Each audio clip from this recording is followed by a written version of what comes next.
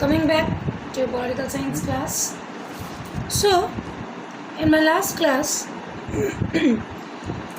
I have discussed with you all that what were the problems of the non-white people, that is the black skin people. Now, next topic that comes in the chapter is towards a new constitution. Now, when do we get a new constitution? When the old one is banished, or the old one is finished, or the old one is declined. Okay, so when we are getting a new constitution, that means we are abolishing the old one. पुरानोटाके बात दिए दीजिए तबे नतूनटा पाচ্ছি, तो पुराना को हम लोग छोड़ रहे हैं तभी नया मिल रहा है. So how did we get it? There were some points which were to be clarified. First, protest against apartheid, where it was at just a height that the white regime, that is the white skinned people who were claiming that the countries needed to be there, they changed their mentality.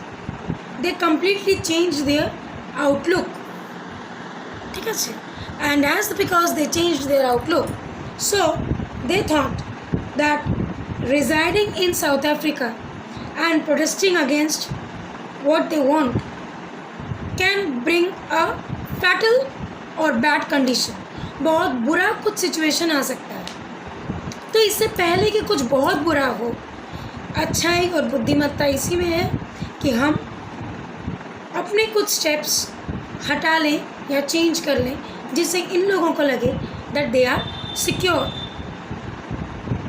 इन लोगों को किसी भी चीज़ का डर या खौफ ना हो. ठीक है. Then discriminatory laws were repeated. That is, some laws were there which were being removed. कि नहीं, these laws are not applicable for black skin people. They cannot do this. None of the facilities they can take, none of the supportive they can take, none of the laws were applicable in their cases which were applicable for white skin people. Those things were revealed. That is, repealed means what? Repeated, rethinked. दोबारा से इसके बारे में सोचा जाने लगा कि जिन चीज़ों से हम इन लोगों को हटा रहे हैं, रिमूव कर रहे हैं, उन चीज़ों के बारे में दोबारा सोचा जाए और इन लोगों को और एक चांस दिया जाए. Next, political policies which were banned और stopped in case of the black skin people were removed. उन लोगों को हटा दिया गया. नहीं, policies which are applicable for white skinned people will also be applicable for black skinned people. Black skinned people will not be deprived of any type of facilities or supportiveness which white skinned people are getting. They will also get the same facilities, same laws, same opportunities, and will be a part of our government. Last, Nelson Mandela was removed from the jail. That was, he was imprisoned. First he was present, now he was removed, or he was out of the bars now. All these three consequences led to one conclusion. What was that? Finally, on 26th April 1994, South Africa got free from apartheid. 1994, 26th April, South Africa got its freedom from white skinned people. Now it's a government where everybody has the same rule, same rights, same laws, same facilities, and same opportunities. Okay, so what the government decided, the white skinned people, they decided that why don't we construct something where white skinned people as well as black skinned people, both of people will get the same opportunity. ना तो white people को ऐसा लगे कि नहीं, blacks are getting much opportunities क्योंकि आज तक उन लोगों को deprivation में रखा गया, ना कि black skin people को ये लगे कि white skin people उन लोगों को ज़्यादा इम्पोर्टेंस दिया जा रहा है क्योंकि आज तक पूरा गवर्नमेंट उनके अंडर में था। कुछ ऐसा करते हैं जहाँ पर वाइट स्किन पीपल और ब्लैक स्किन पीपल दोनों का सेम पोजीशन हो, same type of ruling activity रहे। ठीक है, फाइनली ये चीज़ में आने के बाद कंक्लूजन करा गया that we are going to make a coalition government where multiracial, there will be no racial discrimination, all type of racial people will be there, black, white, semi-black, all, and whose president will be, can you guess? Yes, whose president is going to be Nelson Mandela. Can you tell me why? Because Nelson Mandela fought a lot in support of these black skin people, as because he was against apartheid. Clear? Now, after the production of the government or after the rejuvenation of the government, क्या क्या situations आए, क्या क्या changes आए? Let's recall, let's see. Black leaders decided to forgive white. अब इतना कुछ होने के बाद, इतना सारा झमेला होने के बाद, नेल्सन मंडेला ने कहा कि चलो छोड़ो, अगर हम लोग मल्टीरेशियल गवर्नमेंट भी तैयार करेंगे, फिर दिल में एक रंजिश भी रखेंगे, हाँ कभी तुम लोगों ने मुझ पर टॉर्चर किया था तो अब मैं तुम पर टॉर्चर करूँगा, तो लो हो गया काम तमाम, कुछ नहीं होने वाला। सो ऐसा करते हैं, बात गई रात गई, बात गई, छोड़ो, जो गया सो गया, अगले दिन के बारे में छोड़ो, पीछे की बातें छोड़ दो, छोड़ो कल की बातें, कल की बात पुरानी, नए दौर में लिखेंगे मिलकर नई कहानी। ठीक है ना?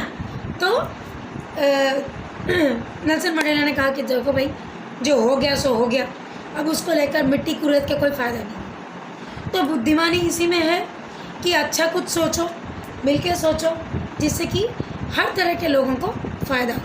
तो उन्होंने कहा चलो ठीक है, वाइट स्किन पीपल ने जो किया हम उसको माफ़ करते हैं। दूसरा, black and white set together, सब एक जगह पर बैठे और सब ने मिल बांट कर एक कंक्लूजन किया, क्या करना चाहिए क्या नहीं करना चाहिए। कुछ वाइट के सपोर्ट, कुछ ब्लैक के सपोर्ट, कुछ सेमी ब्लैक, तो तीनों की बात रखी और फिर एक गवर्नमेंट तैयार हुआ। उसके बाद 2 साल बाद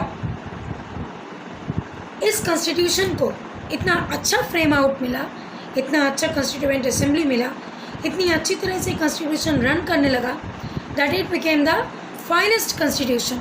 ऐसी बात नहीं है इंडियन कॉन्स्टिट्यूशन भी बेस्ट है, ये हम लोग बाद में देखेंगे फर्दर कि इंडियन कॉन्स्टिट्यूशन में भी बहुत सारे पॉजिटिव साइड्स हैं जो वर्ल्ड के किसी और कॉन्स्टिट्यूशन में नहीं है। लेकिन ये कॉन्स्टिट्यूशन के बारे में इम्पोर्टेंस इसलिए है क्योंकि इसमें इतना ज़्यादा टॉर्चर था।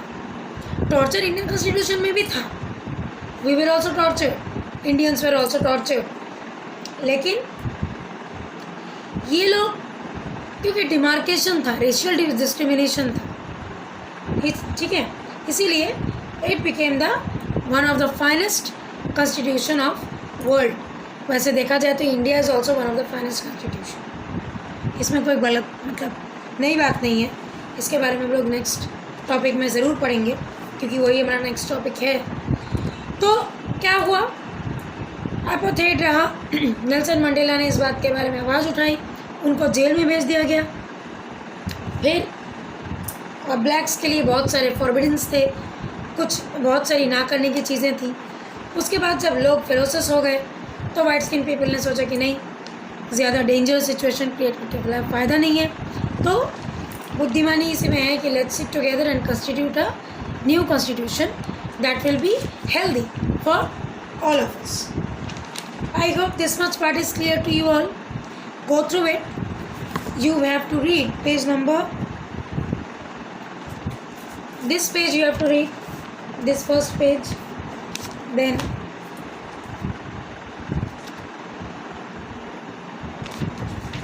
till I have discussed till here. यहाँ तक मैंने डिस्कस किया है, यहाँ से हम लोग नेक्स्ट क्लास में डिस्कस करेंगे। तो इस पेज तक तुम लोग अच्छे से पढ़ लो, टैली कर करके पढ़ो अगर मैंने कोई पॉइंट मिस आउट किया है कि नहीं, so that you can tally मेरी कोई गलती भी हुई है कि नहीं। And how far my knowledge is concerned, I have considered all of the points. So as soon as you finish up watching this part, go through this part minutely and underline the parts which you have in doubt. Present it to me. I will reply all the questions. Anyways, that is for my school students. Apart from that, I believe this video will be quite helpful for those who are reading this chapter. They will be able to construct a synopsis of this chapter part by part. Okay? Thank you, and please constitute your own construction in this chapter. Thank you.